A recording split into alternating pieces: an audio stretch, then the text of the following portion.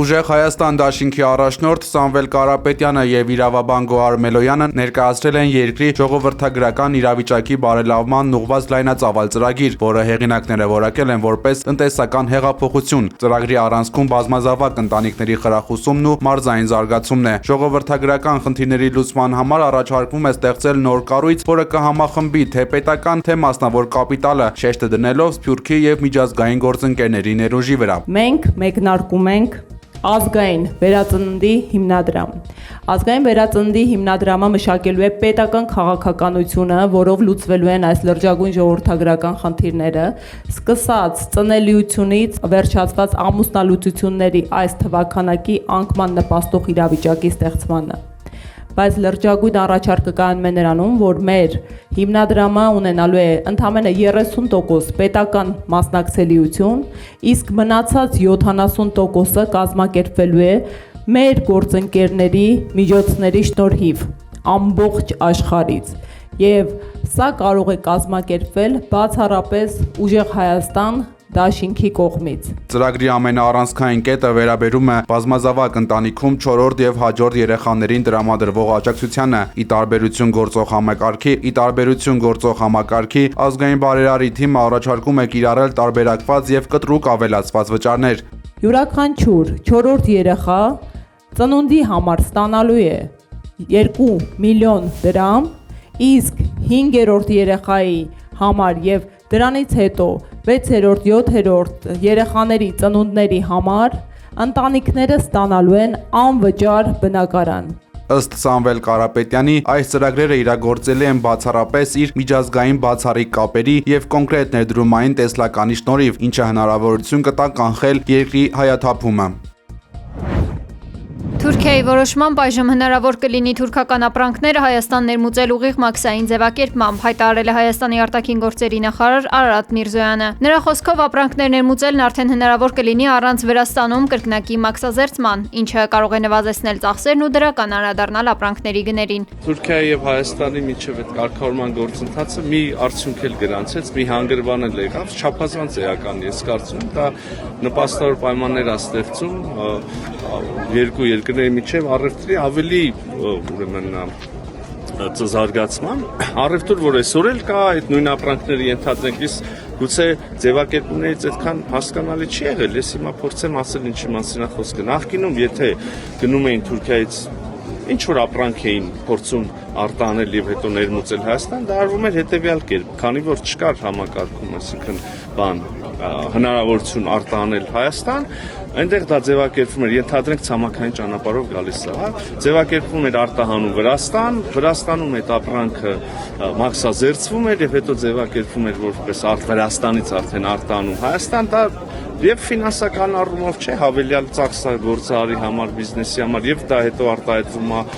ապրանքի գնի այստեղ արդեն Հայաստանում թանկացման արժեքի վրա եւ հիմա արդեն փաստորեն այդ մեխանիզմը չպիտի գործի, ցանկացած մարդ, որը նախկինում ենթադրենք ինչ որ մի բան ներմուծում էր Թուրքիայից, հիմա կարող է ներմուծել ուղիղ Հայաստան ֆիզիկապես, մաքսային առումով ուղիղ, սահմանը ֆիզիկապես, գիտեք, շարունակում է դեռ փակ մնալ, բայց այդ ուղղությամբ են գնում եւ ես վստահ եմ առաջիկայում մի օր էլ այդ սահմանը կբացվի եւ ուղիղ արդեն բարի ուղիղ իմաստով։ Արտգործնախարարը նաեւ հիշեցրել է, որ նախկինում պայմանավորվել էին սահմանը բացել առնվազն երրորդ երկրների քաղաքացիների եւ դիվանագիտական անձնագրեր ունեցող անձանց համար, սակայն այդ պայմանավորվածությունը դեռ չի իրականացվել։ Նրա խոսքով գործընթացի ձգձգման պատճառ կարող են լինել թե տեխնիկական, թե քաղաքական գործոններ, այդ թվում Ադրբեջանի դիրքորոշումը։ Երկրների միջև նմանատիպ որոշումը ըստ Միրզոյանի առնչություն չունի Թուրքիայում սահմանադրության փոփոխությանը։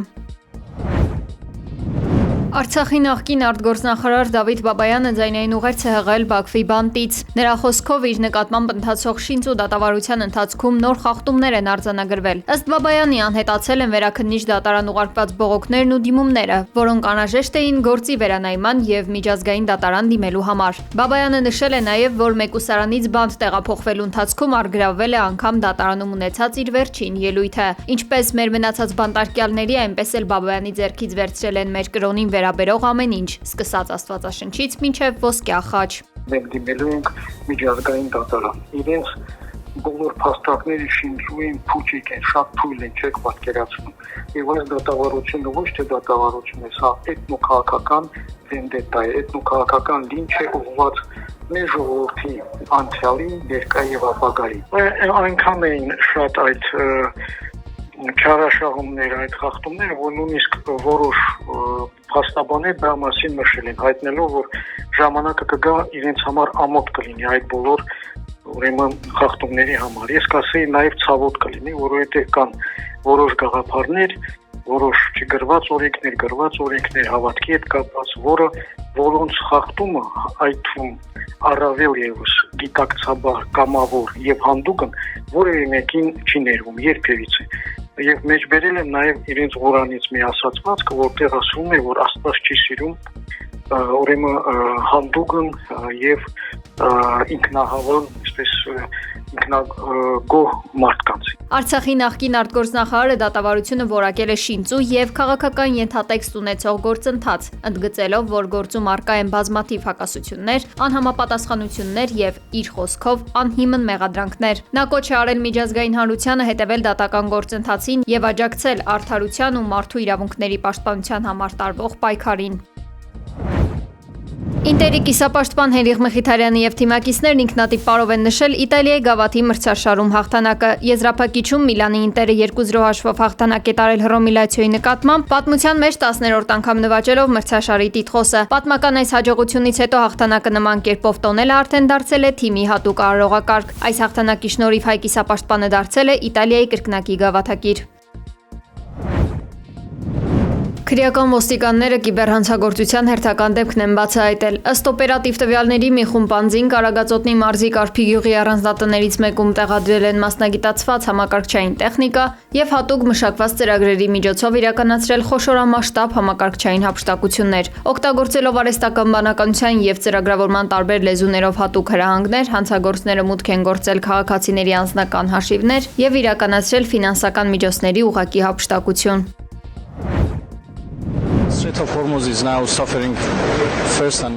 Հորմուզի նեղուստն այս պահին ամենից շատ տուժում է ԱՄՆ-ի ագրեսիայից եւ նրա պարտադրած շրջափակումից, հայտարարել է Իրանի արտգործնախարար Աբբաս Արաղչին։ Նրա խոսքով Իրանի տեսանկյունից նեղուցը լիովին բաց է բոլոր առևտրային նավերի համար, սակայն դրանք պետք է համագործակցեն իրանական ռազմածովային ուժերի հետ։ Արաղչին շեշտել է, որ իրանական կողմից նավագնացության համար որևէ խոչընդոտ չի ստեղծվել եւ հենց Ամերիկան է իրականացրել այս շրջափակումը։ Նա հույս է հայտնել, որ ստեղծված իրավիճակը շուտով կավարտվի։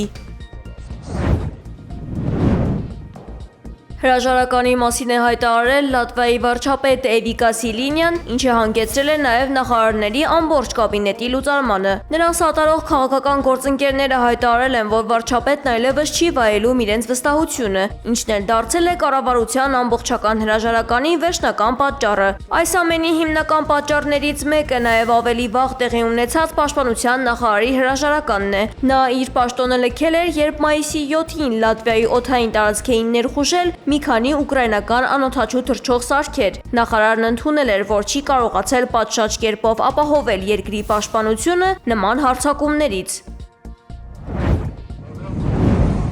Կիևի վրա իրականացված զանգվածային հարձակման հետևանքով տուժածների թիվը հասել է 40-ի, որոնց թվում կա 2 երեխա։ Նախնական տվյալներով կա 29 զոհ։ Բացի այդ, ռուսական անօդաչու թռչող սարքի հարվածի հետևանքով հրդեհ է բռնկվել երկհարկանի գրասենյակային շենքում։ Կրակը տարածվել է 450 քառակուսի մետր մակերեսի վրա։ Տեղի ունեցած միջադեպի հետևանքով զոհեր եւ տուժածներ չկան։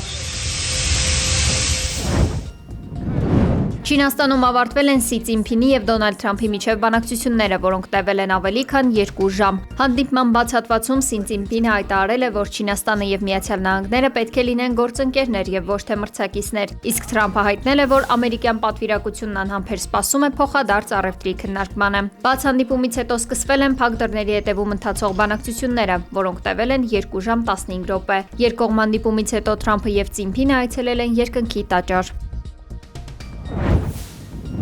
ԱՄՆ բանակը հանկարծակի չեղարկել է ավելի քան 4000 զինծառայողի եւ համապատասխան սարքավորումների տեղակայումը Լեհաստանում։ ԱՄՆ բանակի ներկայացուցիչը հաստատել է այդ որոշումը, սակայն մանրամասներ չի հայտնել, իսկ պատերազմի նախարարությունը չի պատասխանել մեկնաբանության հարցմանը։ Կոնգրեսում երեքշաբթի բանակի բյուջետային քաղաքականությանը նվիրված լսումների ժամանակ ոչ բանակի նախարար Դեն Դրիսկոլը, ոչ բանակի շտաբի պետի տեղակալ գեներալ Քրիստոֆեր Լանյևը չեն խոսել այս մասին։ Սենատի զինված ուժերի հանձնաժողովի առաջատար դեմոկրատ Սենատոր Ջեք Ռիդը հայտարարել է, որ բանակն առնվազն $2 միլիարդ բյուջետային դեֆիցիտ ունի Իրանի դեմ ընդլայնված գործողությունների պատճառով։ Մինչդեռ ըստ ABC News-ի բանակի իրական բյուջետային դեֆիցիտը զգալիորեն բարձր է Ռիդի գնահատականից։ Պաշտոնյաների խոսքով այն կազմում է 4-ից 6 միլիարդ $։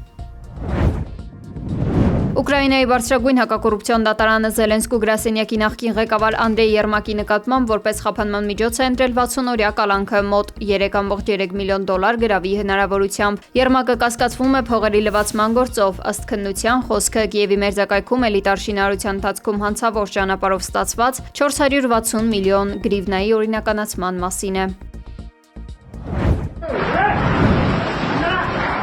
Հնդկաստանի Ուտար Պրադեշ նահանգում ուժեղ փոթորկի և հորդառատ անձրևների հետևանքով 56 մարդ է զոհվել, արմատախիլ են եղել ծառեր, վնասվել բազմաթիվ տներ։ Նահանգապետը հրահանգել է անհապաղ տարհանել տեղի բնակիչներին և ժամանակավոր ապաստան հատկացնել մինչև իրավիճակը կարգավորելը։ Փոթորկի կրկնվելու հավանականությունը մեծ է, ուստի մարդկանց տեղափոխելու համար հատկացվել է 24 ժամ։